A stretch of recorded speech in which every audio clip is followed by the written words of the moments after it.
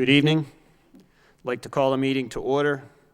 This is the April 9th, 2014 meeting of the Lowell Conservation Commission. Moving on to the agenda, first item is order of business, notice of intent continued from prior meetings. Paul Mercia concerning DEP file number 2060701. Project location is 51 and 57 Shirley Avenue. It's to construct a single-family dwelling, deck, crushed stone driveway, plantings, floodplain alteration, compensatory storage, and associated grading and utilities within bordering land subject to flooding, the 100-year flood zone. I understand they've requested a continuance for this. Okay, do I have a motion to continue at the request of the applicant? I'll make a motion to continue. By Commissioner Beardron, seconded. Second. By Commissioner Lynch. Any discussion? All in favor signify by saying aye. Aye. Opposed, the ayes have it, and that will be to the 23rd? Yeah, okay. So that'll be continued to April 23rd, 2014.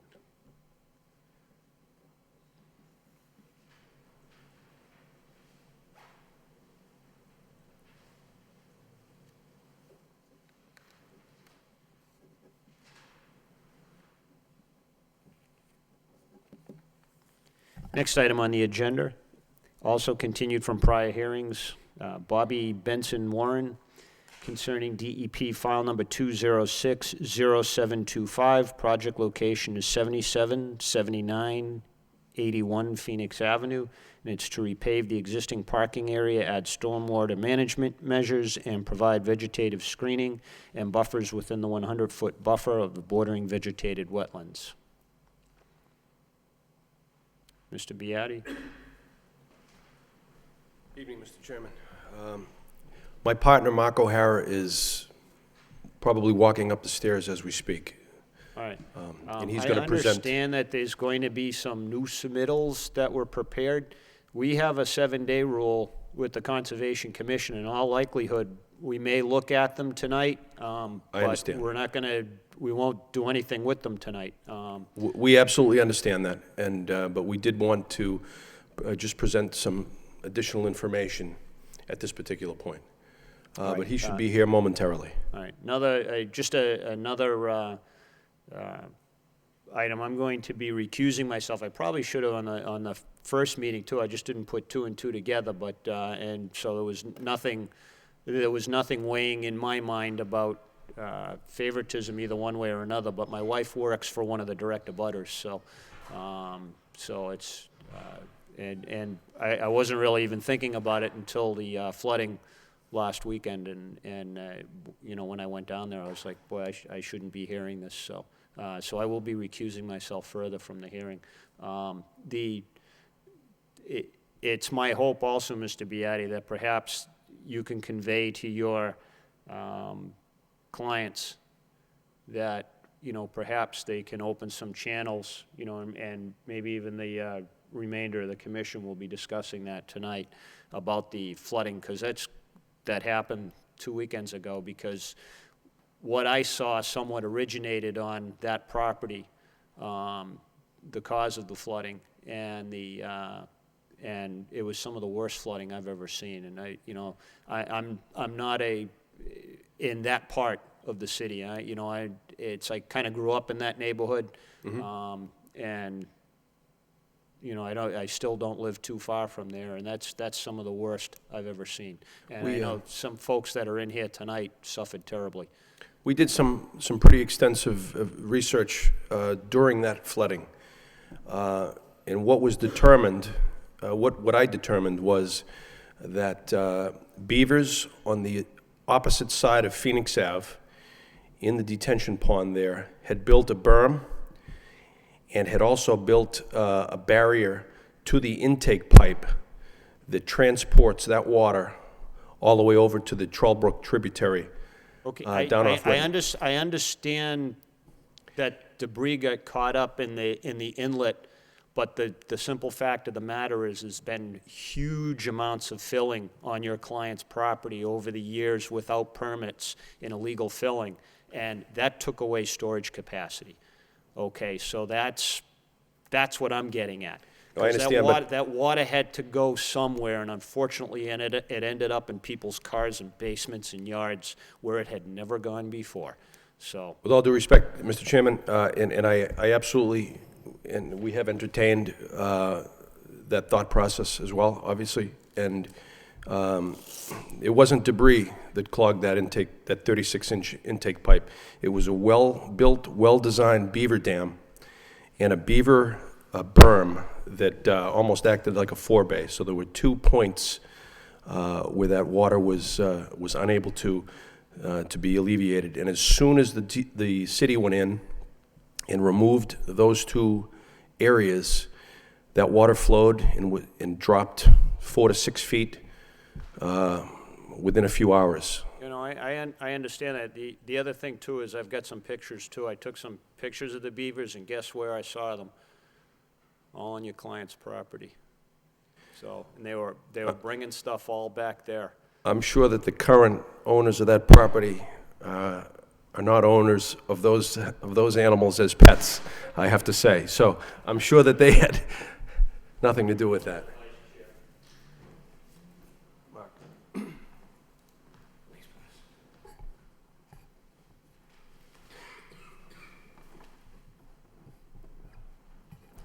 Would you like to introduce yourself and then present whatever new information you have, please? Yes, for the record, my name is Mark O'Hara, Greater Lowell, excuse me, Greater Lowell Engineers. If I could approach the bench, what I'd like to do is present you some revised plans as well as a response letter to the comments that we received from DEP, from Engineering Department, as well as from staff.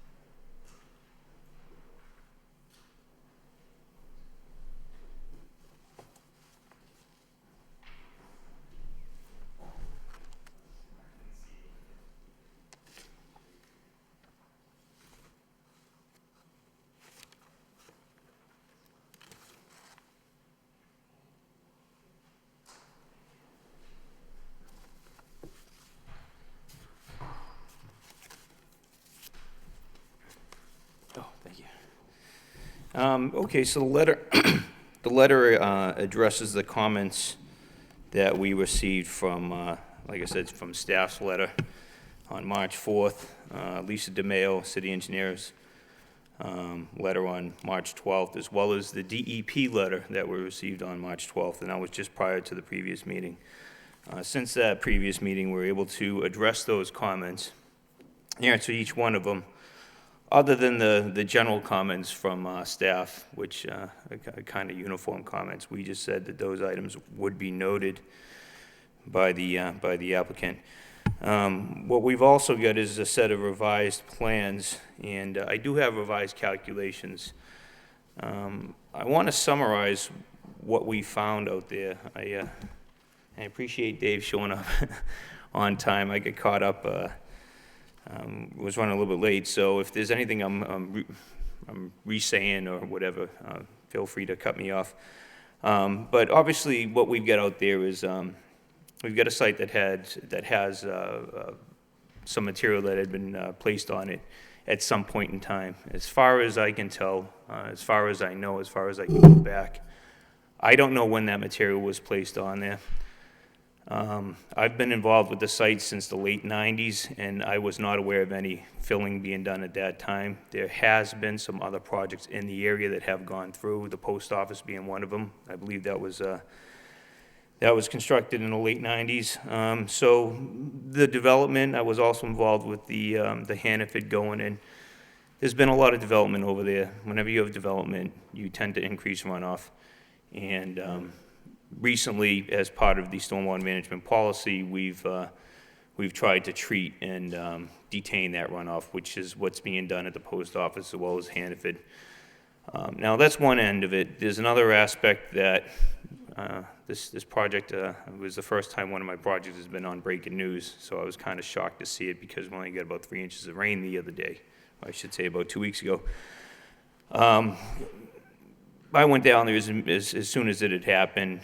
We took some observations, took some notes, brought our survey instruments out there and determined the elevation of what that flood was.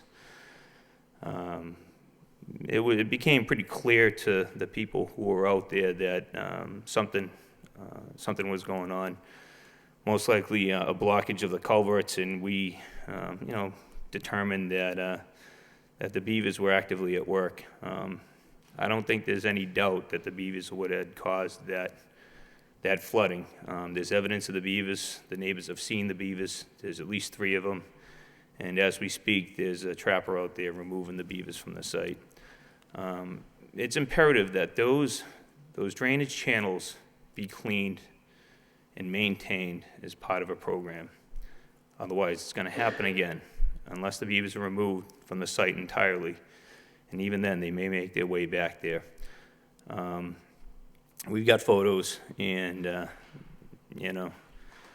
we determined that on the opposite side of the street, on the east side of Phoenix Ave, there is a detention basin there.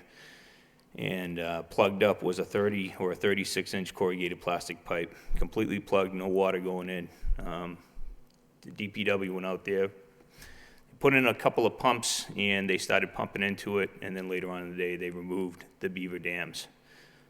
I was out there. Would that be across Phoenix Ave from your site? Yes, across Phoenix Ave. Now, there's 2 beaver dams. There was one on Phoenix Ave on our site, preventing the water from going under Phoenix Ave. Now, that one had limited effect. That culvert is so far submerged that I don't believe they tried to really dam that one. They went through the culvert and onto the east side, the 495 side of Phoenix Ave, and they plugged up that 36-inch culvert. As soon as they, removed that debris, like David said, the water table had gone down 4 or 5 feet. And we measured that because the water was near the top of that structure. It was about 8 inches from the very top. And when you looked inside that structure, you saw a culvert coming in, 30-inch, and a culvert going out, it's about a 30-inch.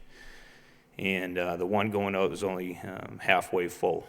So you had a difference in elevation of about 6 feet being caused by that beaver dam.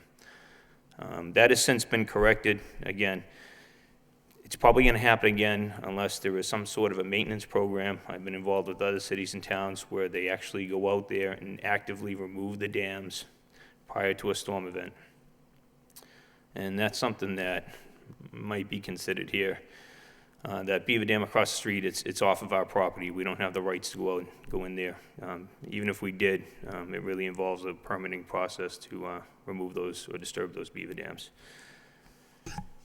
All right, that being said, we did revise the plans and we made some changes. We understood that there was some sensitivity to the amount of pavement that we were proposing, and we wanted to compensate as much as we possibly could the amount of runoff that would be coming from this site. Initially, with the original application, we had a balanced site, meaning we were not going to increase the amount of runoff, but we weren't going to decrease it either.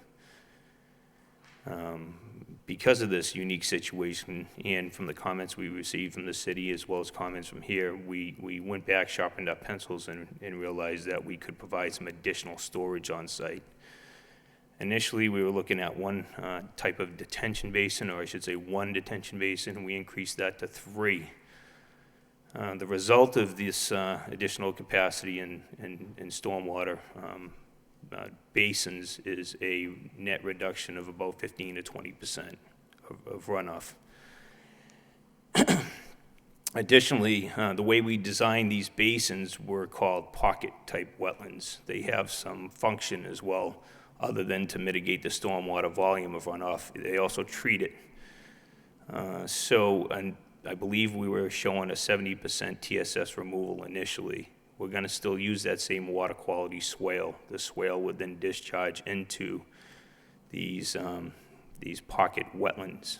They're man-made, constructed wetlands. And I've used them on other sites, and if you can get them established, if you can plan it properly, hopefully in a time or a period when it's not going to be too wet, the pocket wetlands really perform very well. What I like to use is a native New England wetland seed mixture, and to apply that at 1 pound per 2,500 square feet. And just let nature take its course, and the different types of wetland species will grow at the proper elevations and so forth.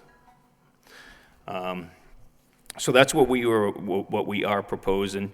That wet pond, it's not a wet pond, this pocket wetland will do an additional 80% removal. So you get a 70%, then you get an 80%. The net result is a 94% TSS removal, which far exceeds redevelopment and new development. Other than that, I knew that there were some areas of the plans that were not very clear as to where the limit of the existing pavement was. So we identified the existing pavement as best we could. Like I said, in the past, there's some pavement that's kind of buried under the soil that's out there, and we poked around and tried to find the limits of that pavement as best we could. It's broken up. It didn't really affect the pre-development drainage calculations that much, but we did identify it on the plan, so we also shaded that on the existing conditions plan where the pavement was. There was also some question as to the property line. We learned that there is a way, a paper street, in between the subject parcel and the parcel to the south, the Chungus parcel. It's a 50-foot right-of-way. That's shown on the plans. We revised the plans to not show really any paving on that property. We are still showing a treatment swale along the rear of that property, or along the right-of-way, because we felt that it was better to show something and to try to capture and treat that runoff than to let it go directly into that wetland.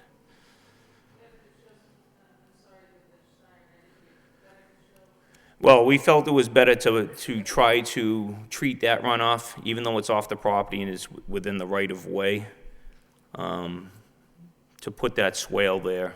We don't know if that way is ever going to be developed. It would, I believe it would be difficult to ever use it, because you would have to fill the wetlands that's in between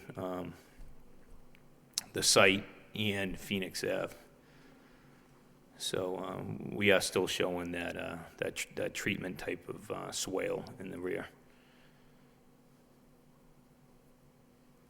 Have you discussed with the city the use of that area for that purpose?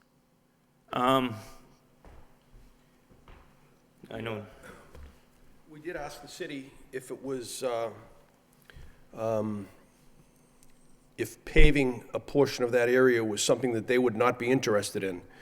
And they said that it would not be such a problem to pave such an area, since it is a right-of-way, or quote, paper street, to provide access to the property in the back. But we are not proposing to pave it per se, but we are proposing to put a drainage swale in there, and I think that's pretty clear and indicative on the recently submitted plans. Well, that was discussed with the city? The drainage swale was discussed with the city? Well, it hasn't been discussed, but it's been submitted for review. Paving it was discussed, and we got a verbal approval to pave a portion of it, but we decided against.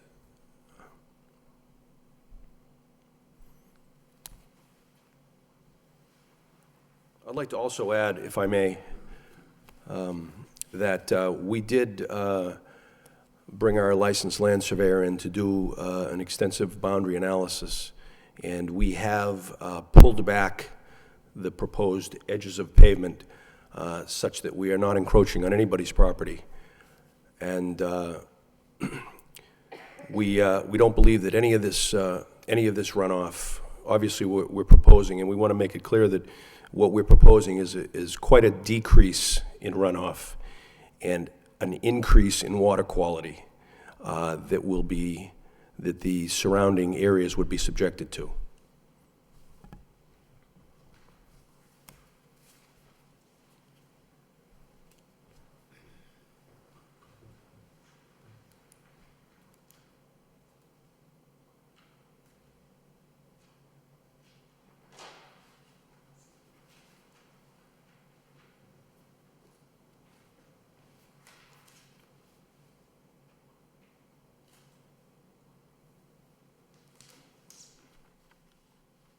Was there anything else that you wanted to add to that?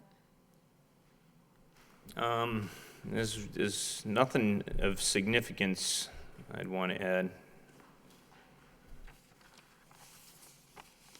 I'd like to note that we have considerable materials here that we have just received, and I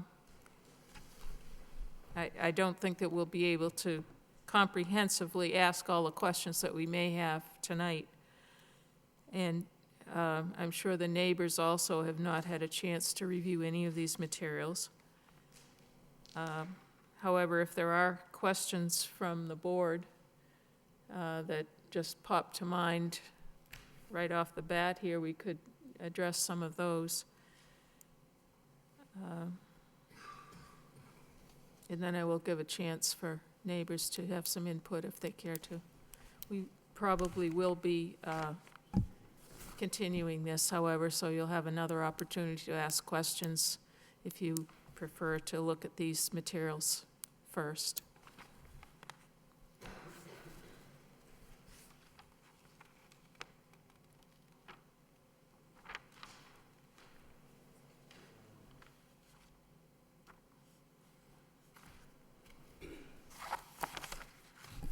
I'm not really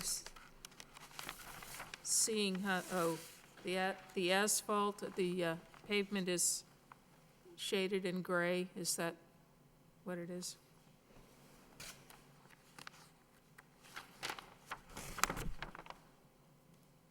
And is the proposed pavement is less than what is there now? Is that what you said? No, there's a lot more pavement that's being proposed.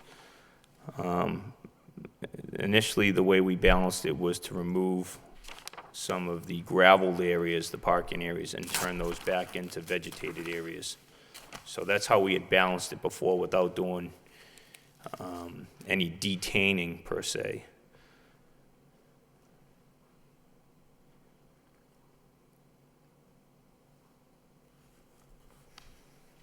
Well, I myself, I don't feel it's productive to sit here and try to figure this out on the spur of the moment. This is quite a few changes from your last plan. And I haven't had a chance to read these 6 pages or more that you've submitted. You feel that you've addressed all of the questions that the city engineer, the DEP, and the Conservation Commission have directed at you so far? Yes. Each one of the questions has got a direct answer underneath it. Okay.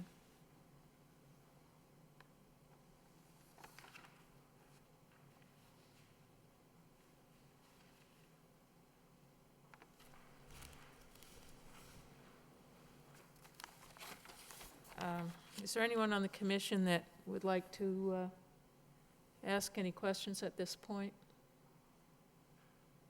I have some questions. Sure, go ahead. The DEP asked a question about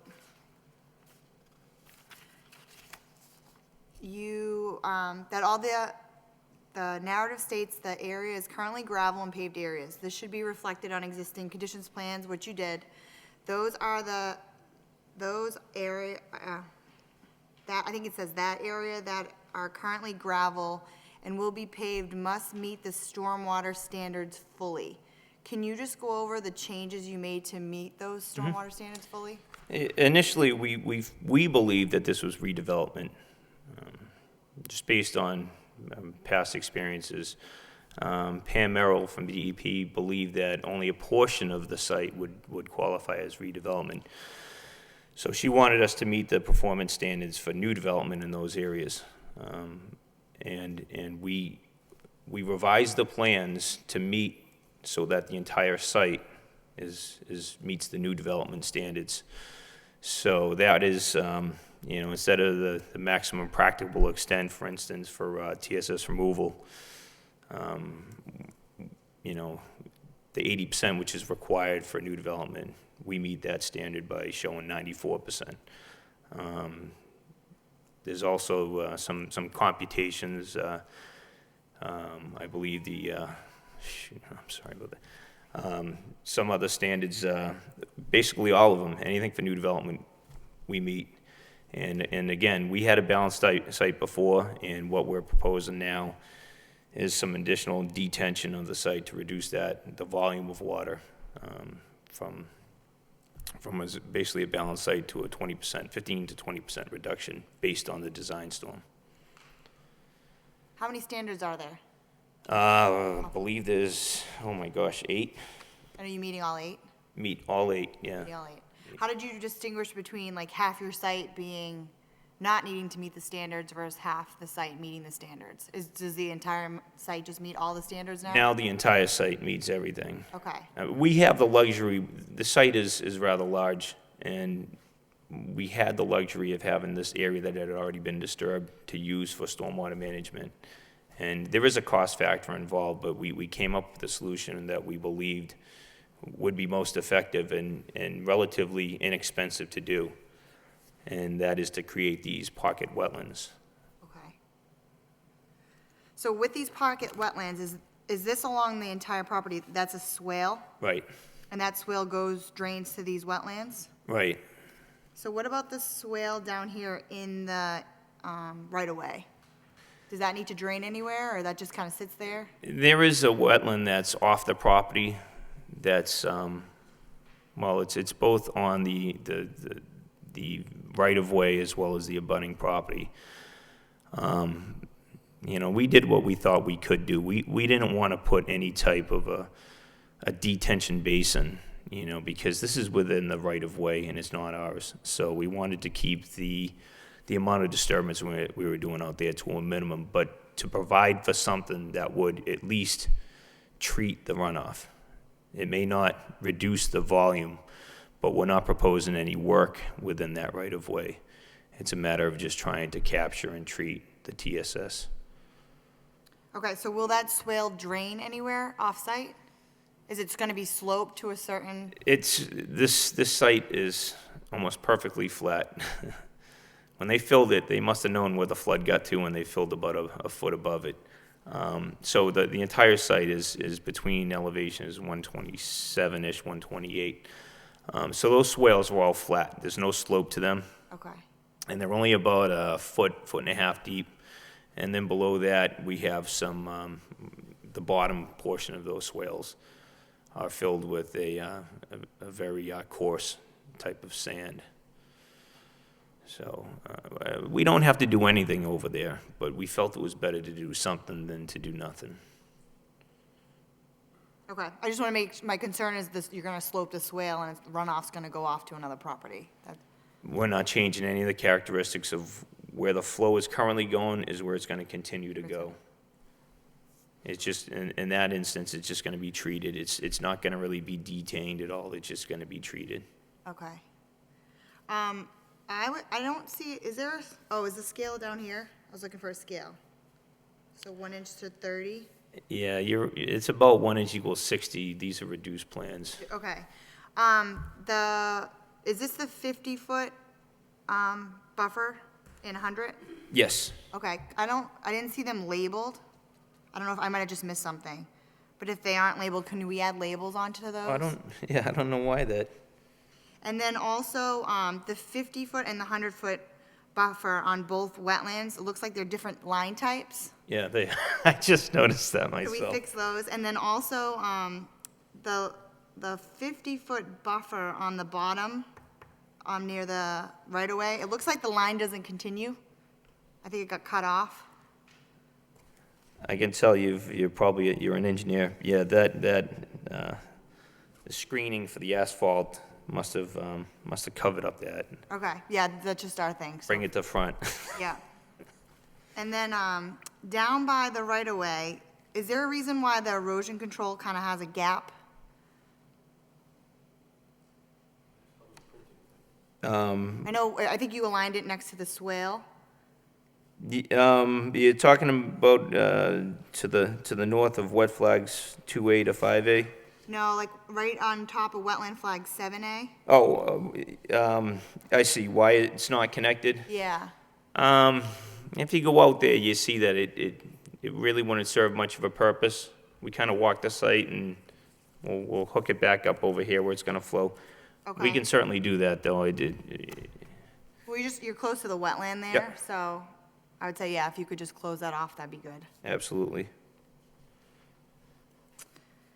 And, the city engineer had a question about property lines. Was that just because it was a butter information versus actual surveyed property lines? We didn't focus, we were coming before conservation. This isn't going before the planning board, so our focus wasn't on the property line at the time. Yeah.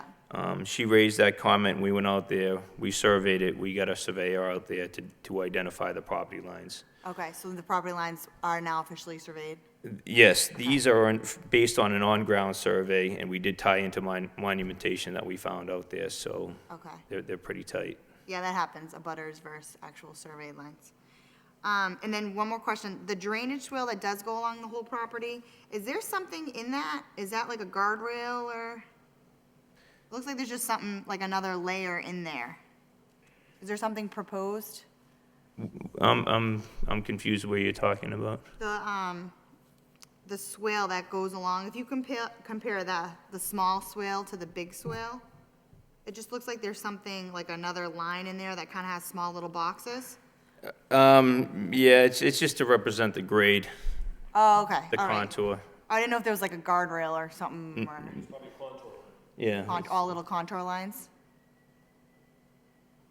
Do you know what I'm talking about? Yeah, it's just to represent the contour. I believe it's elevation 126. They're like every 15 feet, there's a little box. I don't know what you're talking about. Commissioner, I Looks like it might say ID. I think indicates, I think it's a fence that right now circumvents a couple of dumpsters. Do you want me to show you? Yeah, down by wetland flag, well, to the left of wetland flag 10A. Right here, I think, Mark. See how there's like a little thing, like a square. Like, I just. Okay. Like a guardrail or something. Yeah, if full-size plans, you'd be able to see it. It's ID, infiltration drain. That's a buried drain, perforated or slotted 4-inch PVC drain that'll drain into that, into those pocket wetlands. Okay. And then, has this plan been submitted to DEP? This will be the plan? They haven't, they received only the original application. They haven't gotten this new plan, but we will submit it to them. With their comments addressed and whatnot? Yes, with the Okay. letter as well, addressing their comments.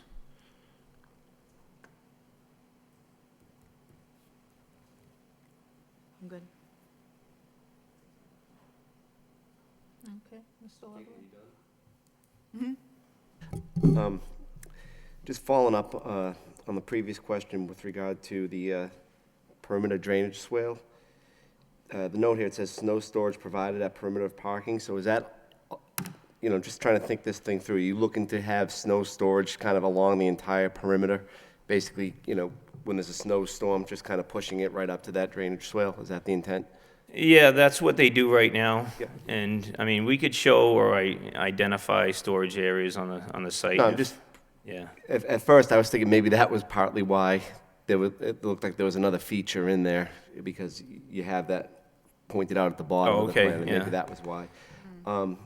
And just to kind of confirm my understanding of how this works, I mean, so basically, you'd be collecting the runoff in this drainage swale, and with these three features, we have dewatering, is that sort of serving like a kind of like a for your TSS removal, or is it for, oil water separator before you get to the wetlands? I mean, how would the drainage swale that's dewatering and the pond hydraulically connected? The dewatering, there's two different types of BMPs, best management Yep. practices. There's gonna be the temporary ones that are gonna be there during construction, and then you get your permanent ones. Yeah. There are some that are permanent and some are temporary on this plan. The temporary ones would be that dewatering. It's just, when they're constructing the swales or whatnot, they need an area to pump some water to, in the event that they're constructing it during the springtime. And that's just a temporary type of feature, temporary hole in the ground, if you will. Okay. But as soon as that is removed, the more permanent type of BMPs would be installed, and that's the swale as well as the pocket wetland. And, all right, so those three dewatering features are just temporary Yes. BMPs during construction, sort of like sedimentation, erosion, as part of sedimentation, erosion control, stormwater management measures? Exactly. Gotcha. Second question I have is, there's a dotted line that goes from the existing building where you have proposed infiltration trench, and it looks like it goes into that drainage swale. Is that correct? If you look at the existing building at the bottom of the figure, at the corner of Phoenix Ave, I guess heading south, and if you look, you look at your drainage swale in the 50-foot right-of-way. Oh, yeah, no, there's no connection. Okay. What is it? That's just the existing Hangover? edge of pavement that's out there right now. It's the edge of pavement? Yeah, that exists, All right. I believe. It's either the existing edge or, actually, it's the existing dock. Could be the back of the existing loading dock. Okay. But there's no, it's not a feature that connects the infiltration trench to the drainage swale, correct? No, Okay.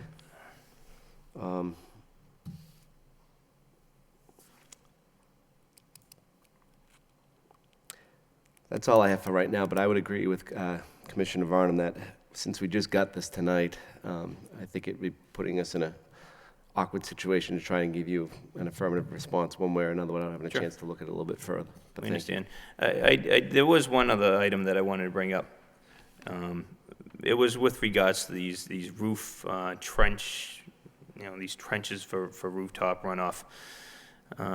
Commissioner Varnum had asked if we could go deeper with those. We went out there, we did some investigating to find out how high the water table was. There's a monitoring well out in sight, and we were able to pull that well and determine where the water table was or was at that time. The water table, it's going to vary on a site depending on how much fill there is. But typically, it's going to be between where the water table is out in the wetland, and it's going to go up into the site.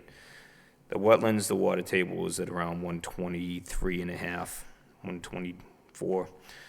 And on-site, we found it at 124.92, or about 125.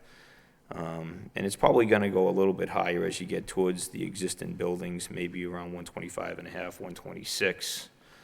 And so, could we increase the size or the leaching capacity of those infiltration trenches? Well, we felt that we could improve it by making them deeper, so we did go deeper on the detail to put it so that it's close to the water table and provide some additional volume as well as recharge capacity. So we did what we could do there. I don't see those notated on the plan, however, the roof drains. It's really just on the detail of the drip trench. I believe before we had a 30 by 30. We increased it 30 by 36. So it's a little bit deeper. It's another 6 inches deeper. But that puts us at about the elevation of the water table in the spring. So to go any deeper really wouldn't help you out much, and so the water would already be there. So they're not going to be installed? I'm sorry? They're not going to be installed then? Oh, yes, they're going to be installed. On which buildings? On, they're not identified on this sheet, but it's the 15,279 square foot building. They're gonna be installed on both sides. The other building, the one that's 3561, that's got pavement on the back, and it's also got pavement on the front, and that's where the runoff comes off of right now, so there's not much we could do there. And the large building to the rear, wherever you see those landscaping areas is where we could put some drip trenches, but most of it is paved. There's mostly garages going in and out. So there's, again, on that building, there's not too much that we can do. Did you note on the plans where those are proposed? We'll better identify them on the plan. Just to explain to me a little bit about these pocket wetlands, are you planning to regrade the site at all? Are we planning to regrade the site, which we're planning to, for the parking area, only fill the voids, just to make it a nice uniform, where maybe there's some rotting going on. We're not proposing to bring any material on the site, just to kind of grade it out so that it's nice, uniform pavement. When you get to the edge of the pavement, that's where we're going to be doing our work for the stormwater management. The treatment swales will then discharge into these pocket wetlands. The pocket wetlands are going to be excavated out of the ground. We've got a calculation on sheet 2 that shows, I'm sorry, sheet number 3, the flood storage calculations. Those pocket wetlands are going to be within the floodplain. And at the very highest contour between 125 and 126, or at about that elevation, there is some grading that's going on, and you have a loss of about 123 cubic feet of flood storage between elevation 125.5 and 126.5. But if you notice that the volume gained because of these pocket wetlands is over 6,400 cubic feet. So it's significant, much more significant. And then we also provide some additional storage between contours 124.5 and 125.5, as well as another foot down, 123.5 and 124.5. 2,700 cubic feet and change, and the other one's about 4,500 cubic feet. So we're providing some additional volume. So how do you ensure that the runoff is going to enter these particular areas if you don't regrade? Well, everything's going to go into the swales, these water quality swales. All of the runoff sheds to the perimeter. It does right now. So they So there's filled going to it be a continuous swale around the whole property? nearly the entire property. There's going to be a continuous swale, and in that swale, the water goes into it, it percolates through a very sandy, porous material, and goes into a 4-inch perforated slotted pipe. Those slotted pipes have a T connection that goes into the pocket wetlands. Ms. Farnham, as the site sits today, the stormwater does make its way to the perimeter in all directions, according to the existing contours. We have no desire or interest to change that stormwater flow at all. It's going to work perfectly for the swale and the pocket wetlands as it sits in its current state.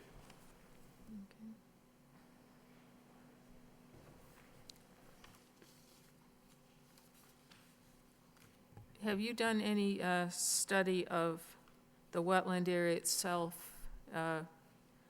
besides taking the elevations, to see if there's any way out there that the situation could be alleviated, the flooding situation? We're pretty familiar with the site. We've been out there quite extensively in the past few weeks, as well as in the past. And I can tell you that if you go out into that site, you see an awful lot of sedimentation getting into the wetlands right now. And what we're proposing here is going to be an incredible improvement. You'd be amazed by how much sedimentation is getting into that wetland right now. You can just look out there and see it. So that's going to be, 94% of that's going to be eliminated. And I think you're going to see a much higher functioning wetland. I think you're going to see a diversity of species other than just cat o' nine tails and a couple silver maples or whatnot.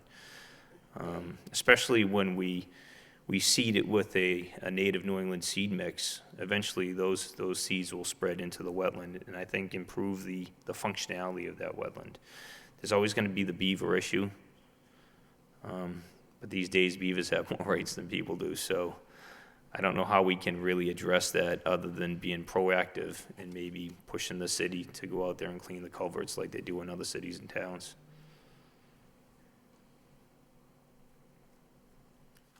This, Are you gonna mill the existing pavement? Are you Oh. gonna, how are you gonna get rid of the, That's a good question. Well, I think we've got a paver in mind who we're gonna be working with hand in hand to make sure that our concerns are addressed. And then he's gonna offer his recommendation as well. And I would think that it's gonna be one of these situations where, I gotta do something about that phone. It's gonna be one of these situations where we work off of each other, and if he sees pavement that's worthwhile to grind and regrade, that's probably what we're gonna go with. This is a, there are some big trucks that come in there, so we gotta make sure that what we're putting down isn't gonna buckle in a few years, so we want to work with the paving contractor and use their expertise.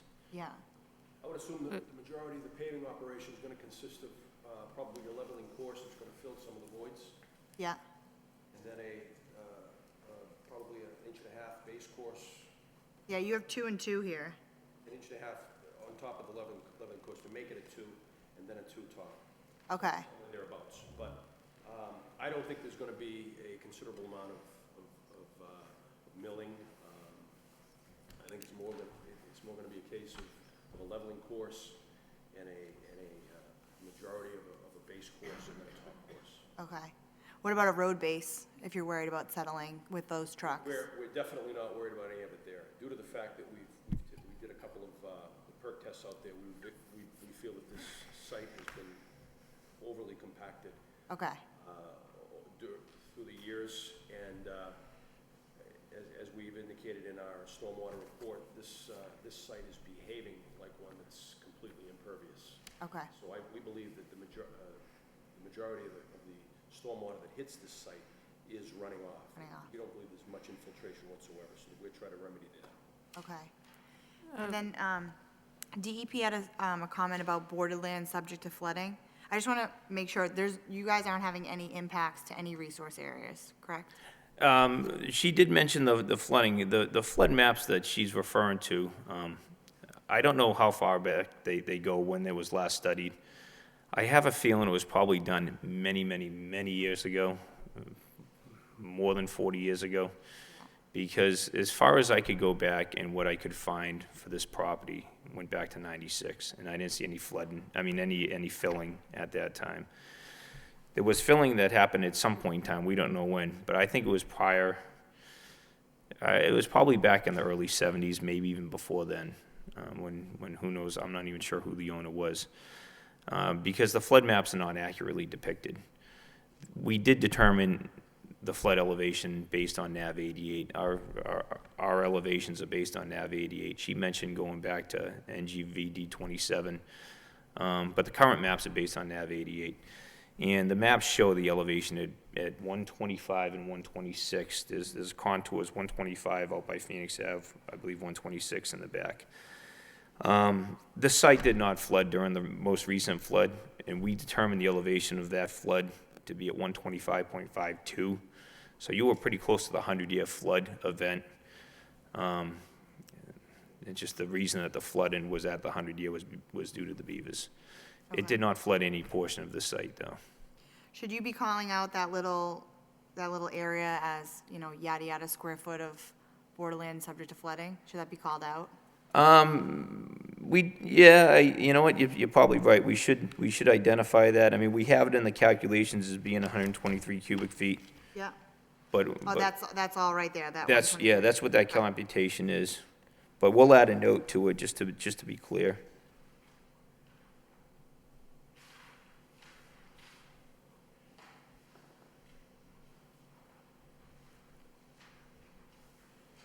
Could you, you keep mentioning beaver dam maintenance.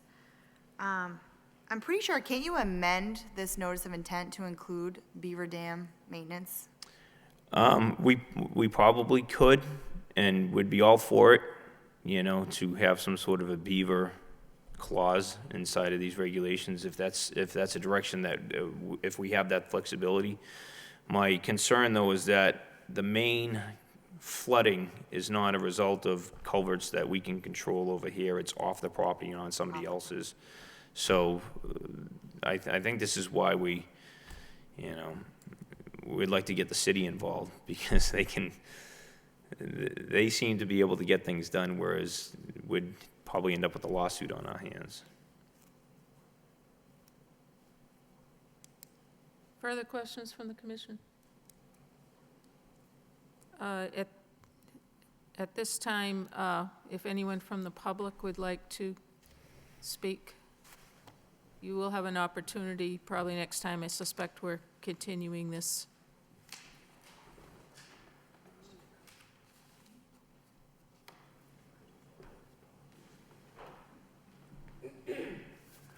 My name is John Chungus, Chungus Properties. We own the property at 101 Phoenix Avenue to the south of the subject property. And because I am like the board, or unlike the board, because I have yet to see any updated plans or any updated engineering, I really cannot comment other than to respond to some of the things that were discussed by the applicant's engineers. In fact, I think the plan that they probably brought would be helpful to the abutters to see at this point, because we are at a disadvantage. I was out at the site today, and you can see where the drainage from the subject site comes off their site, comes across the city street that has been filled by the applicant. And to put a time frame on it, it was sometime in the late 70s by the Matthews ownership, and in some subsequent periods afterwards. I also did not observe any survey markers on the site. It's typical to have some sort of monumentation when survey work is done for engineering purposes such as that. And because I can't see what they propose for drainage swales, I really can't comment, but what I would like to state, because they discussed it, was the area to the south of, I believe it's 77 Phoenix Avenue, the southerlymost building on the site, is city land. You go 5 or 10 feet from that building and you start city land. That was all filled land. If the applicant was able to fill it, it's within their power to remove that fill and create additional wetland storage in that area.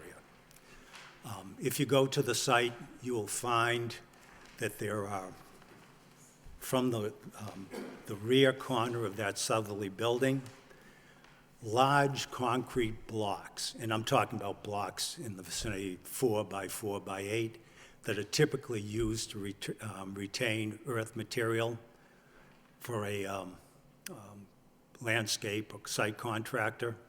So those blocks are set up on city property. There is what appears to be clean fill, but clearly sands and gravels and other landscape material, once again on city property. Is that an active site or from years past? It's an active site. There is a contractor operating there now.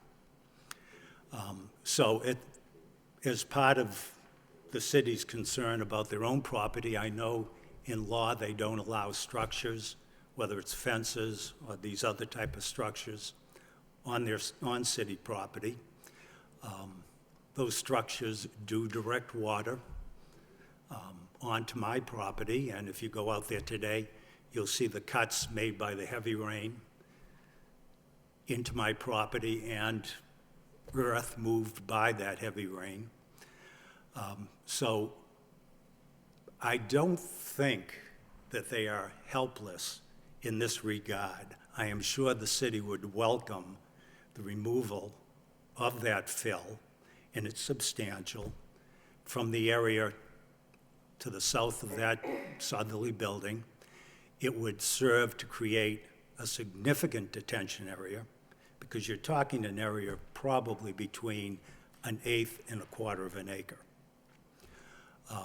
When you go to the site, you'll also see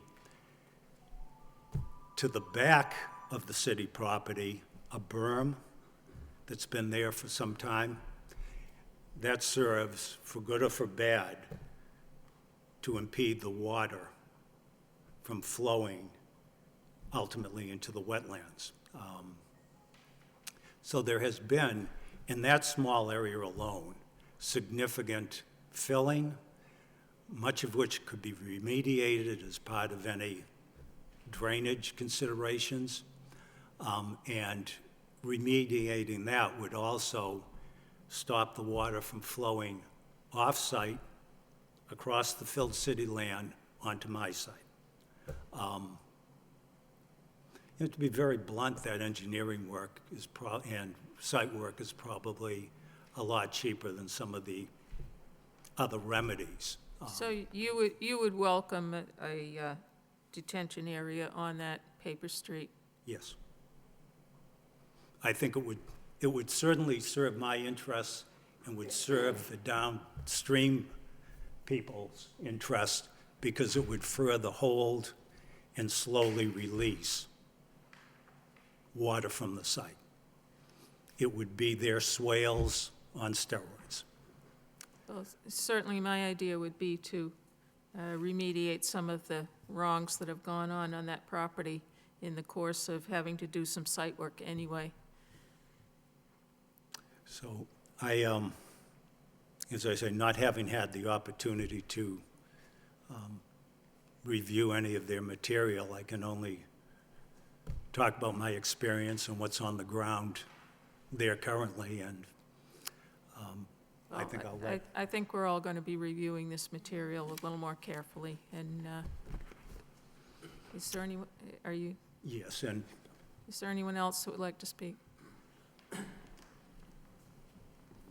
Please identify yourself and give your address. My name is William Alexis. We own a property at 700 Roger Street, and immediately behind it, the two homes also. I'm very, very concerned about, we had put in, at our expense, which I was happy to do, a 36-inch culvert concrete pipe from underneath Route 38 all the way off the property.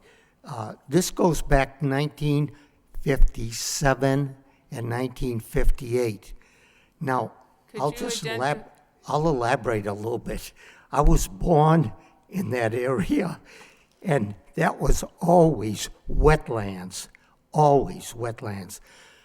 The property in question was a little bit shady when they filled it in, because that was always wet. And I'm very concerned because, as a property owner there, that this resurfacing or whatever have you might affect the flow of water all the way down the culvert that goes underneath Corley Field and all the way back to Clark Road. And I know, because I have all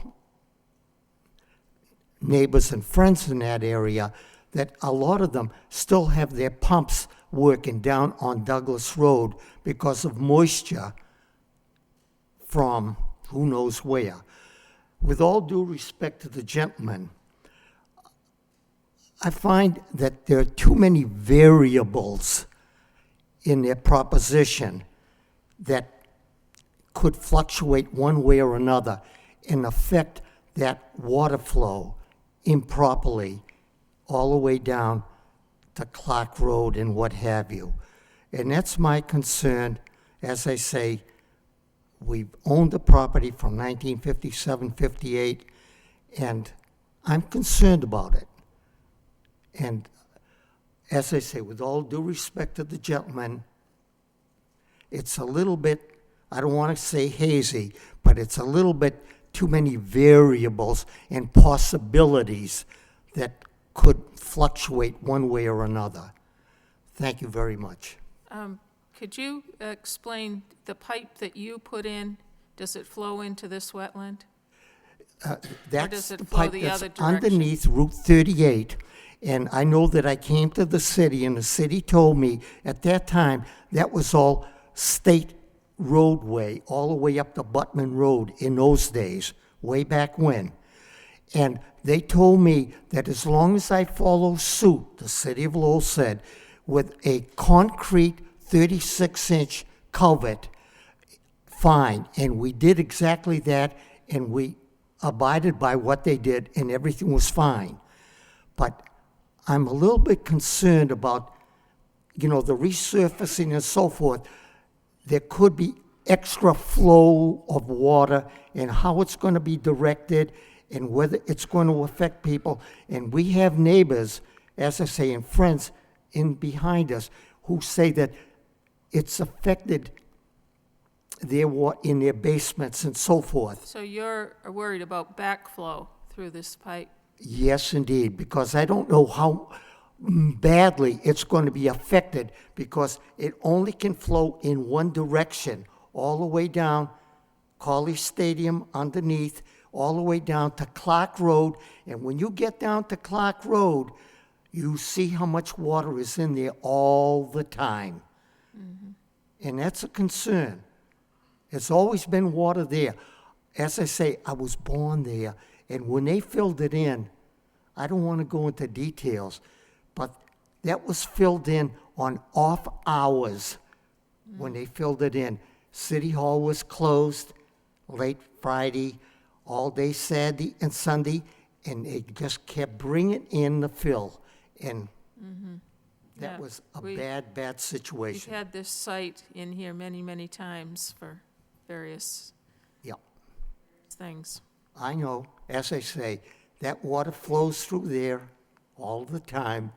And you can see how much flooding is on the lower end when it goes down where Douglas Road curves off and it goes down the back to Clark Road area. That's always very heavy, very heavy. And that's coming from there. That water is a natural spring that comes from Mansa Street. As I say, I was born there. I went to the Oakland School. It's behind the Oakland School, underneath the old Blackstock Garage, and it goes in, at that time, to the Beacon Crest Chronic Hospital. Now that's the nursing home there. And you see that they have a holding area way back when they went in front of what's now the nursing home, okay, as a holding area. And when it goes back down Wentworth Avenue and cuts behind there, that's where all that water is going, down to that area that was blocked off shamefully. Okay, Okay? thank you. And as I say, I was born there, and we grew up playing in that area. Yeah, Thank you. okay, thank you. Sure. Would- Yes, and what we've tried to sort of convince you of here is that Want to use the microphone, please? what we're trying to convince you of here is that our plan and our analyses, and an extensive stormwater analysis by Mr. O'Hara, proposes to reduce the runoff in a storm event by up to 20%. And not only reduce the runoff, decrease the runoff from what you see today or any other day, but to treat and manage and make this water more environmentally friendly and cleaner as it does make its way out. And I know that there's been issues with the site, and when you refer to they, you're referring to God rest his soul, a gentleman who's no longer with us. He's deceased. The new property owners have two options. They could either attempt to make the place nicer and better and contribute to a higher water quality to the wetland, or they can leave it exactly like it is, gray, dingy, dusty, and when the storm event hits and the stormwater runs off, it makes its way right into the wetlands. And we've firsthand seen, visually seen, sedimentation after sedimentation filling this wetland and compromising this wetland. But not only that, sure, granted, there's been some conspicuous activities over the course of some years. We weren't there, the current owners weren't there. We're only picking up the ball at this particular point in time. But I have to tell you that it's my opinion that a lot of additional development along this corridor in this watershed, i.e. along Phoenix Avenue, the post office, where the Roach Brothers is, and all these other parcels, Rogers Street, they must be contributing to some increased runoff. We're proposing to decrease it. And I hope that we can try and convince you of this. I can't convince you that Frank didn't do any wrong. I can't convince you of that. With all due respect, actually, how can we be assured that that's 100% accurate and will transpire and happen that way? How can we be assured? That's why we're here. It's the Conservation Commission's duty to ensure that any work that's being done in proximity to the wetlands meets the certain performance standards. These regulations that are in place now, that weren't in place in the 50s and the 60s. I believe it was in 1972 when it was first written. And since then, they've been improved upon every year. You can't go and fill wetlands now. I mean, if it does happen, you call the commission, they send out an enforcement order. What was done behind, closed doors, middle of the night, I'm not doubting anything that you've said, not at all. We know that activities have gone on, but as Dave has mentioned, we've got new owners who are looking to do improvements to the site, who are looking to improve the wetlands, who are looking to improve their site. And this is an opportunity for us to come together and demonstrate that we're going to not only detain the runoff, but we're going to treat it. And I can guarantee, because I've been doing this for 20 years, that what this site is going to look like when it is developed and what the wetlands look like after a few years is going to be a significant improvement compared to what is out there right now. It's a mess out there right now. Thank you. Is there anyone else that wishes to speak tonight? My name is Ruby Duhamel Cook. I live at 509 Wentworth Avenue, and this last rainstorm completely 100% impacted my house, as well as just about everybody here and some who couldn't make it. We all got flooded out. So we're really extreme. They have to reiterate what Mr. Alexis said. How can we be guaranteed? Because there have been numerous times when something has come before the commission, and for the Sage Bank, for one, which I'm not an abutter to that, so I was not privy to coming in at that time, but it was like there was a house there, the same level as the other houses. Oh, yes, that's okay. Build, that's okay. We'll sell it to the Sage Bank. Cut the whole thing down because it was not in the wetlands at that time. Cut it down, pave it over, build another building, and that got totally 100%, from what I was told. I couldn't get out of my house, so I couldn't see it. But it was totally inundated with water. It was just totally flooded. But that is my main concern, is for our neighbors. I didn't get much water compared to some of the others, even though it went beyond, over my steps. And the firemen in the boat came to pick me up so I could get out. But other people had 2 feet of water in their basements, ruined everything, couches, beds, everything, furnaces, washers, dryers. So we're really, really concerned. at anything that will impact us anymore. And we know the beavers have a lot to do with this as well, but to me, everything that they keep building and paving over, it's runoff water. Yeah, but where's it going to run? Wentworth Avenue. Fill in the whole thing. May I? To use this to show you. This is my house right here. It's Mr. Garcia's, the Rosarios, the Spinellis. The flooding was all the way up here. This whole thing was totally 100% flooded out. And we're talking about here, but it comes here constant. So that's basically what I wanted to let you know. I'm more than concerned, as I know we all are, and I thank everyone for coming and showing their support and to let you know that we are fed up with everything to hear.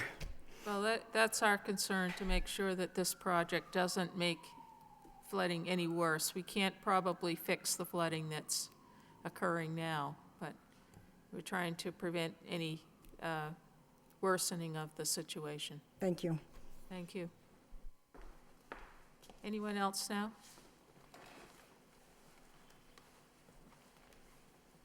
My name is German Garcia. I live on 527 Wentworth Avenue. And I believe if we allowed anything to be built or modified, it is beautiful the way that this gentleman speaks. He's a professional. He's going to make it look like a beautiful picture. But at the end, I'm the one that suffer. These are the people that suffer. They don't live in the area. They don't know what it is to be without facility for 2 days. Mm-hmm. So I'm against it, no matter what. I don't think he can guarantee me. If he can guarantee me, why he don't buy my house? That would be my best guarantee. Buy my house and live there and see what's going to happen. You live in a good area, you got no problem with the water. I live in this area. But do you live where I live? I don't live in that area? Okay. No. Then you don't know what's bad or good. And you cannot promise one thing unless it's in writing. I will not accept anything. Put it in writing that they're going to fix the problem, all right. Whether the city, but I think this commission knows about this place. We've been here before. It's terrible when you see feces, toilet paper, and everything in your basement. Well, one particular property owner probably isn't responsible for it all. It's an accumulation over the years of everything. But once again, we certainly don't want this project or this proposal to make things any worse than they are. And that's why we're reviewing all of this fairly carefully. Thank you. Okay. Is there anyone else? Oh, do you want to go first? Doesn't matter. Priscilla Hilliard, I own the property at 530 Wentworth Ave. I'm right next to the woods. I have many sump pumps on my property trying to keep the water out. Now, I've heard this thing about beavers, but I've got pictures showing this area flooded for years, the streets and everything, and they're saying it's beavers. The beavers weren't there then 30 years ago, and we still had this issue. Let's not blame it on the beavers, because we have had this for years and years. And I'm concerned because I'm right there. I'm not across the street. I was the house that hit the papers in the front page. It was going already up all the stairs. I mean, this is major. It's nice to say we have a business, we want to beautify the area, but people's homes, shelters where they have to live are being destroyed. And we have no guarantees that these people will get their money and leave, and all these homes will all be destroyed, have nowhere to live. Living is more important than a business. So somewhere, someone has to know how to get this situation. The city has said for years they were going to solve it. They haven't solved it. Well, if they don't solve it, then why should somebody else come and make a profit off of us who are suffering for what the city hasn't been able to do? And I'm just saying that if you lived there, like this gentleman just said, you'd see it's a horrible situation. People couldn't go to work that day. And I've seen it in the past where they can't get out. And I have pictures, I didn't bring them today, but I have to show that that wetland goes like a river, and it goes right to the road. It's not these beavers, because they weren't there then, it was never discussed then. So if a beaver happened to do something minute this time around, let's not point to the beavers, because we got 35 years worth of history that this water problem has been very bad in that area. It's so bad that my house says 530 Wentworth Ave. The street couldn't be put in to have access to my house. I have to put a 200-foot driveway in from Berkeley Street to get to my house. So the city knows the situation that's there. They couldn't put a road in. So it's really bad. This isn't just something that's occurred with beavers. And the houses were built in the 60s. So we had the issue that a road couldn't go in back in the 60s. So I think this has to be looked at very carefully, you know, because they've been hired, you know, but when you put pavement versus dirt, you know that water is going to go somewhere else. It's not going on where it used to go. It's going somewhere. And we've already got the post office there. We've got a lot of building that's been going on 38. One of the engineers says, oh, well, all this 38 is also contributing to it when he saw me there. You know, well, if we have all this contributing, then why are we going to do more to exacerbate the situation? So you're opposed to an Definitely. increase in pavement? I'm opposed to touching that. This is conservation land, it's wetlands. Why are we even in this discussion? Thank you for your time. Okay, I think we won't be, the proposal I'm looking at isn't going to be increasing the fill or, I haven't really determined where the pavement proposal comes, but they're not proposing to increase the area that they're using, but they are proposing to put some additional pavement.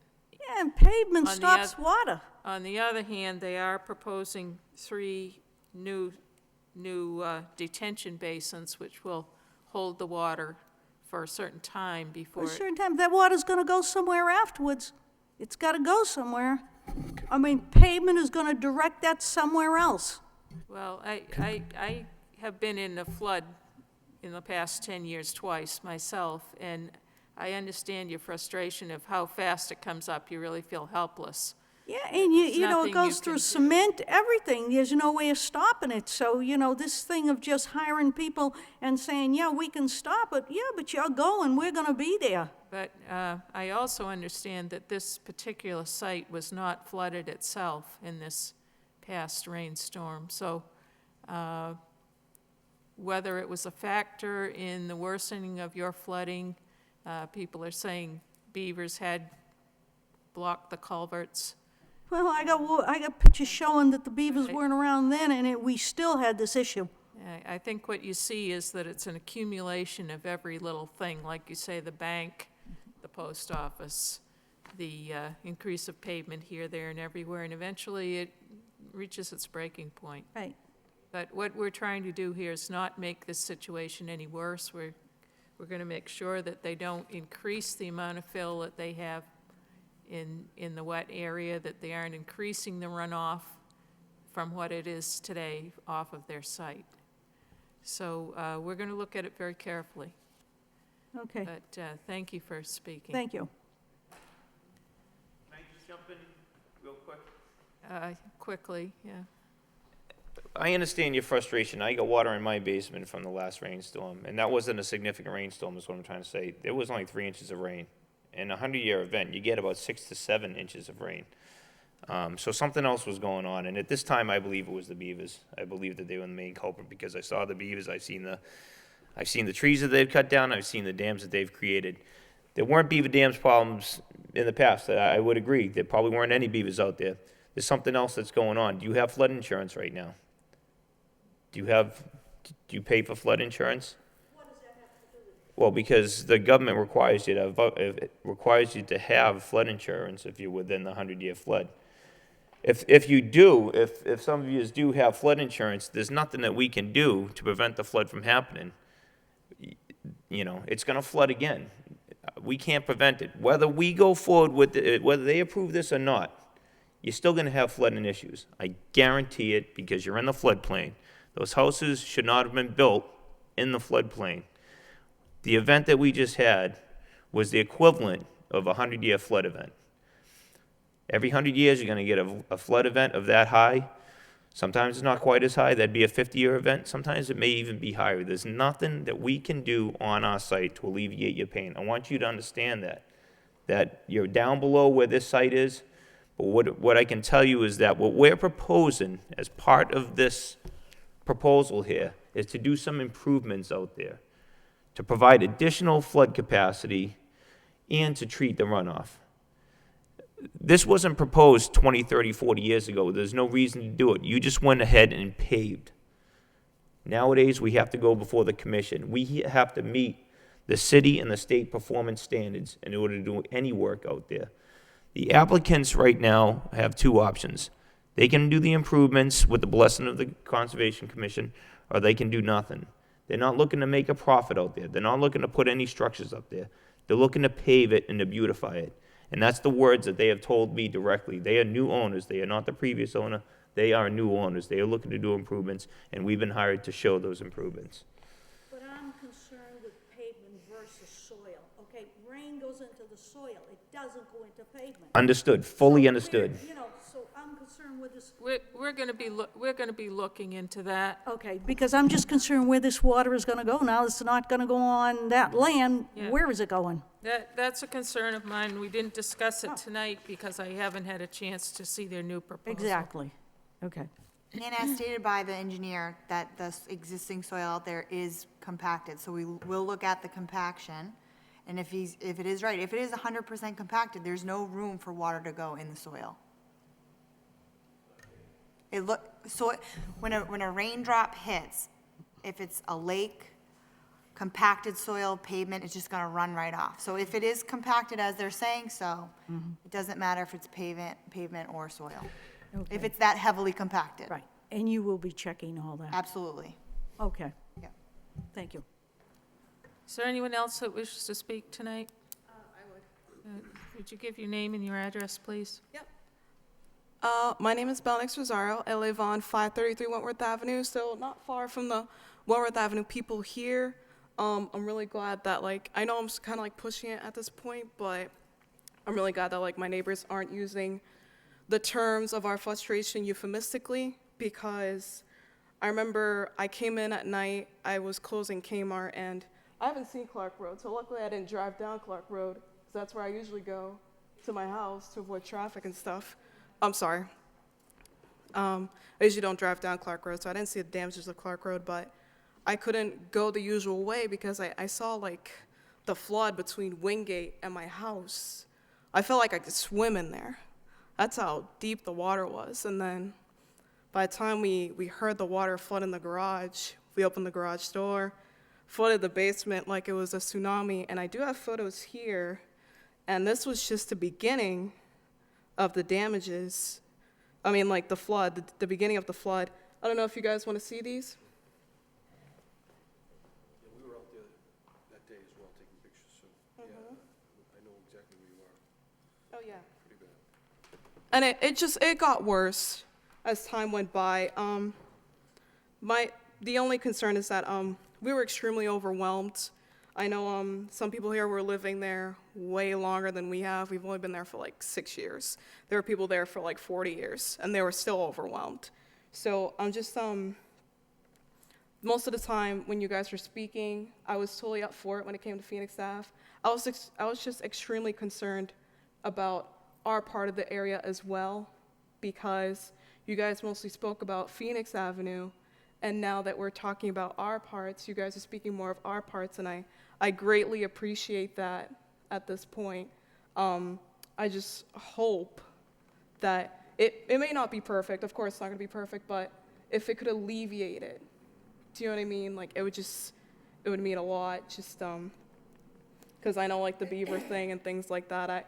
I didn't understand it at that point, and I was just kind of like, okay, what do the beavers have to do? Because I've never heard of the beaver thing before, but then again, I haven't lived there for that long either. I think we very well had some other factors this year. It's been so cold that perhaps the ground was frozen still Oh, yeah. underneath and no water could be absorbed, because I did have water in places where I had not seen it before. My brother and I, So- we went out to try to like get the leaves out of the holes, and we just stayed out there. The water was excruciatingly cold. By the end of the night, we couldn't feel our legs or our butts because they were soaked from the rain. Well, So we tried to take you care of can it only hope ourselves. that those particular set of circumstances, the beavers and the frozen ground and the quick rainfall, aren't going to happen Yeah, altogether at too many times. yeah. Thank you. Thank you. Is there anyone else that wishes to speak?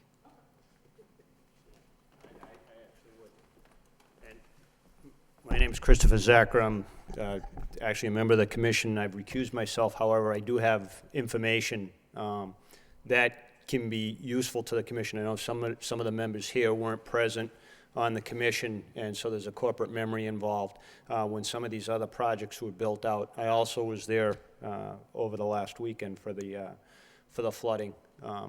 We've had two relatively recent projects that have been built in this watershed. Well, three, the Saturn dealership also, but I want to focus on two of them. One is the Sage Bank, Lowell Bank project, and the other one was the Wentworth Avenue project, as the nursing home. As part of the nursing home one, they increased their detention area in the front on Roger Street.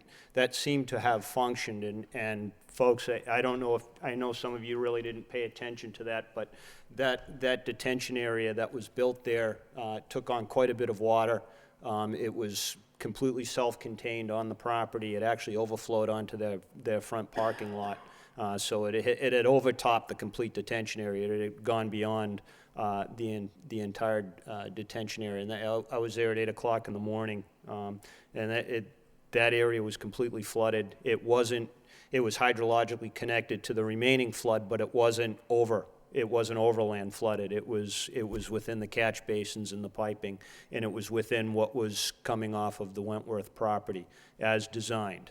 By 12 o'clock, it was down within the footprint of the fencing and the detention area. The city had been pumping out and had opened up, I guess, there was two catch basins on Wentworth that were either plugged or whatnot, and they were actively pumping from that up to Wentworth, but they stopped that probably around, 11 o'clock or so? Yeah. Those were running at, when I went back there at 12, they were, they would have sucked you down into them. The vortex was pretty powerful still, but there was still a fairly considerable amount of water left. The Sage Bank, I know there's been some talk about that. Prior to that project having been built out, there would have been less storage there. That project actually, and I think Louisa was the only one on the commission when that was built. I don't think any of you others were. That actually, they had built the retention area as part of that project, as part of the redevelopment, but also their whole drive-through area was designed to flood, and it did. Okay, it functioned as it was supposed to, and they actually increased flood storage capacity over there. Before, there was a home there, and the grading is the home. The home would have been, I'm not going to say high and dry, but their yard would not have been in water. Okay, so that's all capacity that wouldn't have been utilized. That would have been dry. I know some of you folks couldn't get over there to see what was happening, but that grassy area that's along Phoenix Avenue was under 4 feet of water. It was right up to Phoenix Avenue almost. The only thing dry in the back was the building itself. Everything else was completely underwater. From what I understand, I disclosed at the beginning, my wife works, she doesn't work there, but she does work. They closed the building, but they didn't suffer any damage to the building itself. There was, landscaping and other problems, and I think the drive-through machine has suffered some damage, but other than that, they didn't suffer any damage.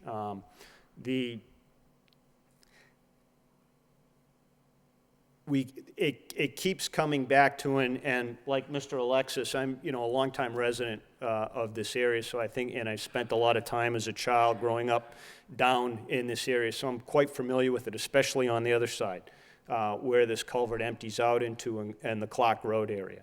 At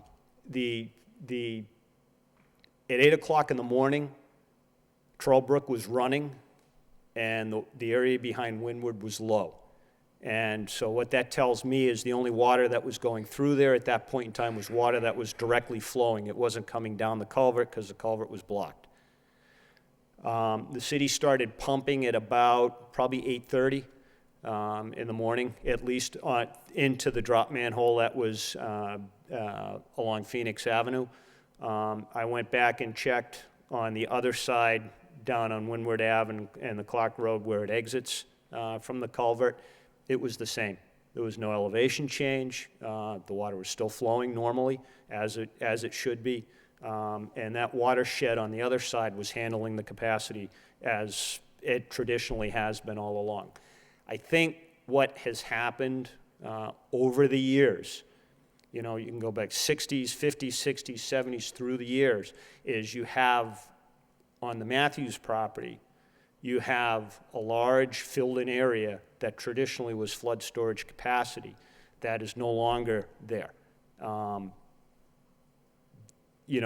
was Phil brought in, I'll defer to Mr. Alexis's commentary that it was brought in on weekends and nights and whatnot, and I don't doubt it. With due respect to the engineer, the aerial photos are available, and you can see the creep.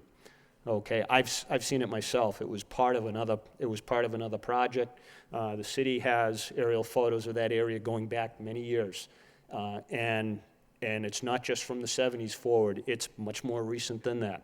Okay, I've seen it myself. Okay, I myself referred this property to the DEP criminal investigation.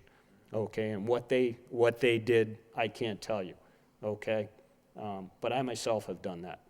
Okay, to the DEP task force.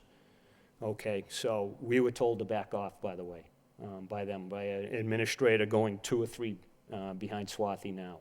Okay, so what they're planning to do, what they've done, I can't tell you. I'm not privy to it. Okay, but the aerial photos are available. It's not just the ones online.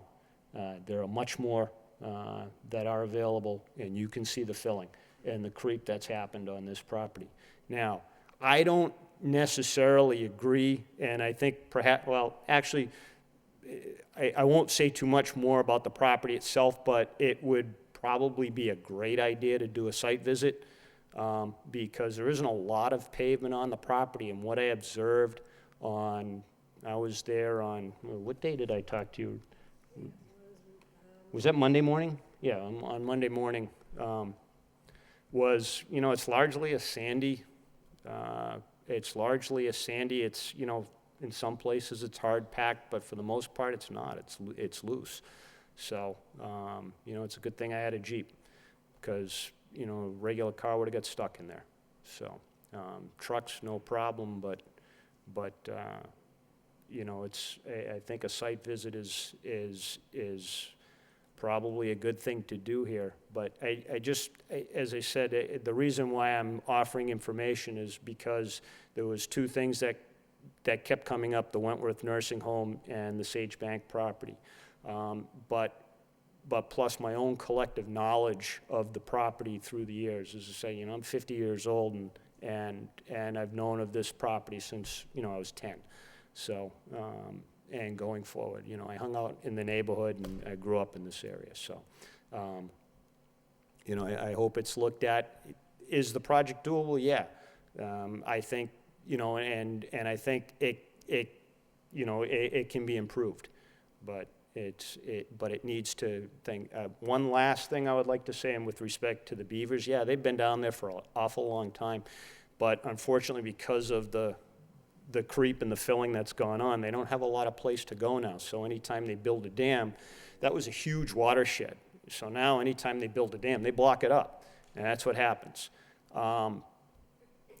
the city and the culvert that goes under Phoenix Ave, as well as the culvert on the other side of Phoenix Ave that goes into the ancient culvert, or I guess you've done some culverts, but it goes into a brick culvert.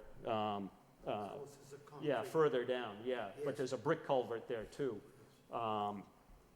The city and the applicant should perhaps hand in hand work on getting some beaver pipes put in across the thing. They're inverted pipes. They're on the head wall side. They're down low, and then on the exit side they're up high. Beavers hate the sound of running water, and they're gonna plug it up. Okay, a couple of pipes in strategic places where there's known beaver activity will handle it. Okay, it hasn't been done. This commission has issued a standing permanent order for that type of activity to take place in known trouble areas. To me, this is a known trouble area.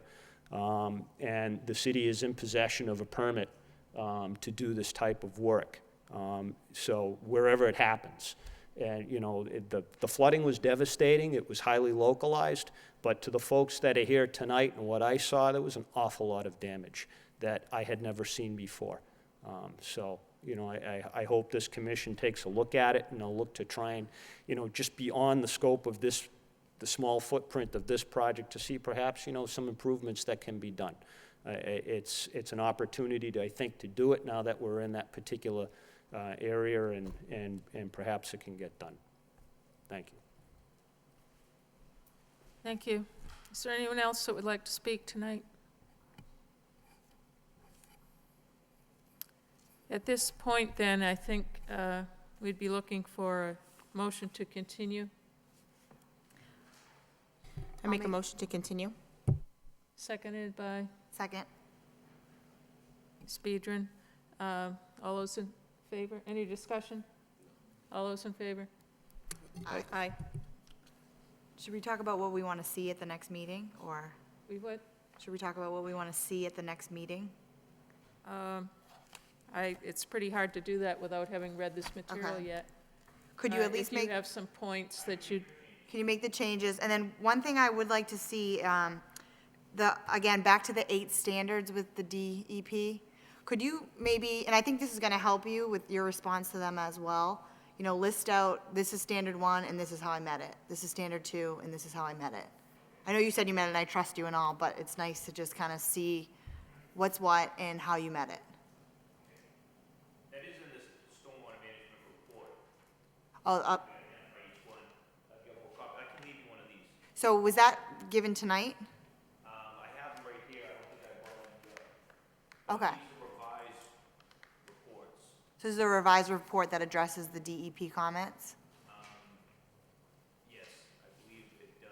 Like, what is or at least, I guess, what's your plan back to DEP? Are you gonna write a letter back with these responses? I'm gonna give them the exact same letter we gave you. Yeah, That lists all 3 different sets of comments we have, as well as revised plans and the calculations.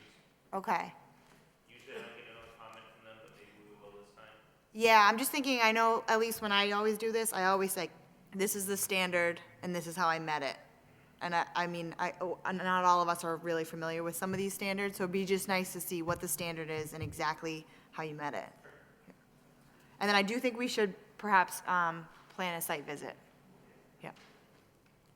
if there's any additional materials going to be submitted, could we get those well before the meeting? I don't know what the submission deadline is, but it's, it's very difficult for abutters to keep coming back here because of continuances, and if we had all the materials at once and we had time to study them, that would be a tremendous help. I'd also like to have a site visit. I don't know if Swathi, could you set up something with that? Sure. I know we haven't been on the site for many, many years due to not being allowed to access the site. And last time I was there was a huge dog. May I request something? I believe what happened was, the commission continued the meeting, from the previous meeting to the next immediate meeting. It might be helpful to check with them, we are looking at the next meeting in practically 2 weeks' time, on the 23rd. So with the submittal deadline for next Wednesday, we're looking at 16. So it will be prudent if they think it's, something that's not practical, to have the site visit coordinated, as well as, for all the materials, to be updated as per Ms. Biedron's comments, that it be continued to the second meeting from today, so that they have enough time to, submit at least a week before the meeting date. Do you have a date for that particular meeting? It will be the second Wednesday of May. I believe that's May 14th. Let me just quickly check the calendar. Can you guys get this turnaround to DEP by next Wednesday? What's your plan? We received a lot of comments initially, and it took us a while to get those comments, in addition to the flood event that we had out there. So that's where the difficulty was producing all of these materials, designing new stormwater treatment devices, addressing the flooding concerns. There was quite a bit of work involved. To make the changes that you mentioned tonight is very simple. I could get you those plans by Friday, because the plans aren't going to change much. Line type, a couple grammatical changes. So we could conceivably go on for the next meeting. But if there's new comments that are received, we're not going to have the opportunity to address those new comments that you may have prior to the next meeting, if it's within 2 weeks. So, Well, we wouldn't be addressing any new comments except at a public meeting. At the meeting, yeah. The engineer's office, also need to be presented with these plans and your revised stormwater report. And we are looking at least 1 week to develop comments to this, what you have prepared. So that brings us to the 16th.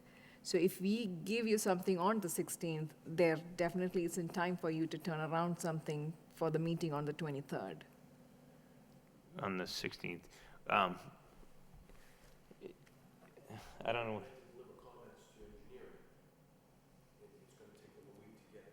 Oh, okay. I see. Okay, yeah. And I will definitely try to coordinate a meeting with, the engineering and the planning department, so that you don't have to hear something from them and hear something else from us. And I'll try to see if they can also come to the site meeting, so that we all see the site together, so that, it's easier process for you to organize one. If there's any chance that we could meet ahead of time and then go do a site walk, Sure. all different departments, I think we could address a lot of it at these meetings. Sure. And then we could take it from there, determine whether or not it's going to be feasible to make for the next meeting, I or think continue the it. first priority from my side will be to coordinate that site visit, because I think that will be helpful to develop comments in response to the revised material. And, ideally have the comments before, hand, so that you have at least 2 weeks, if not, no lesser than 1 week, to provide response to the comments we developed to these, material, at least a week before the meeting on May 14th. Okay, well, we'll work with your schedule, Sure. whatever you recommend. Thank you. Thank you. So when is this continued to, Swati? The meeting on May 14th. May 14th. Okay, so at our next meeting, which is 2 weeks from tonight, we will not be discussing this project. If you want to come back on May 14th? 14th. Really? 1/4. That's the second Wednesday of, No, that can't be the second Wednesday, can it?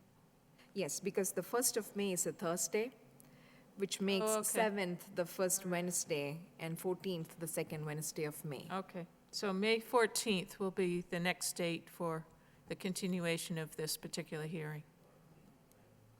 And we are definitely going to, coordinate to have the site meeting We'll have definitely a within site the next visit 1 week. Before that time. Oh, yeah, definitely, within the next, 5 to 10 days, I would say. Okay, Okay. thank you. That's it for this particular hearing.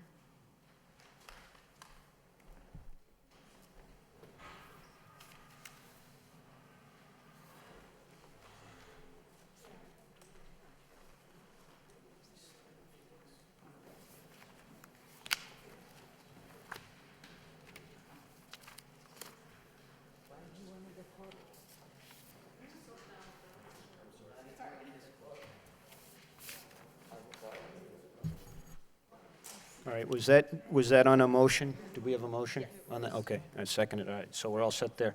Good. Moving on to other business, we have a request for, or just some new information on a negative determination on some tree cutting.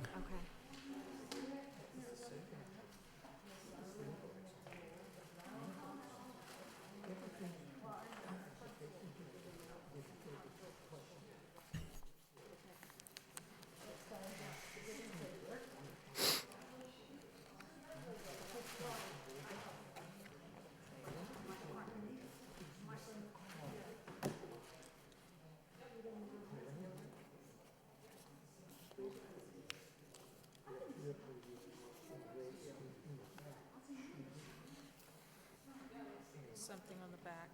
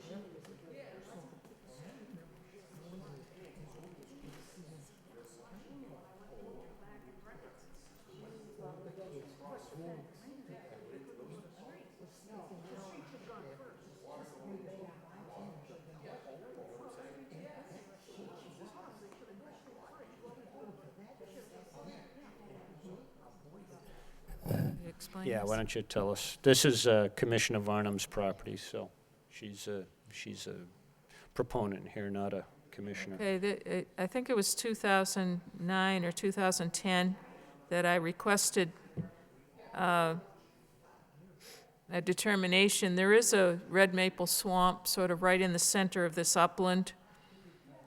And at the time, I said I wanted to remove invasives right up to the wetland line, of which it was mostly bittersweet and multiflora rose. Most of the underbrush has now been cleared out, but what's remaining in this flat area is quite a few black locusts that have sprouted up. And then right at the tip of that pointy part of the swamp there's a giant silver maple that's outside of where the wetland was delineated, but it's at the point where it's got 5 huge trunks. It's at the point where it's going to become, a hazard, and it's also shading my berry plants. And so the areas that are outlined in yellow are basically the areas where most of the cutting would occur. Most of the trees are about, the black locusts are about 8 or 10 inches large. Some of them are a little bit larger. But they've basically come up in the center of this, what was historically always a field. And there's quite a few brush piles, and there's also quite a few downed locust trees that have blown over in various storms and over the years, and they don't rot a bit. They're just as hard as rock. So basically, I can't do this myself. I have to have I'm asking for quotes from companies because these trees are so hard that I don't even have a chainsaw. My family doesn't have a chainsaw that can go through these. So the next step in basically trying to restore this property is to get rid of all of this downed wood and standing wood that's grown up in the wrong location, basically. And it is both of those species are considered invasives. So. Louis, sorry, is any of this, does this change the footprint of where you were proposing to do any cutting for the RDA request the last time? Or is this just because you haven't done it yet? No, I haven't done it yet, and it has been 3 or 4 years. All right, well, there's the automatic extension, Right, Swati told me about All right. that. and I believe that still applies, doesn't it? If it's between August 2008 and to August 2012, Yeah. it adds on another 4 4 years, years. isn't it? Yeah, it Yeah. definitely is. Yeah, okay. I just wanted to double check. Yeah, so, all right, so, yeah, I mean, I don't think anything needs to be done if this is the same scope, so. You still have the, and that was a negative determination, I think, wasn't it? Yeah, so it's, yeah, so you're still fine. All right, thank you.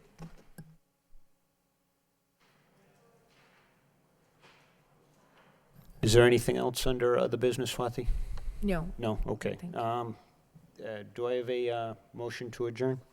Make a motion to adjourn.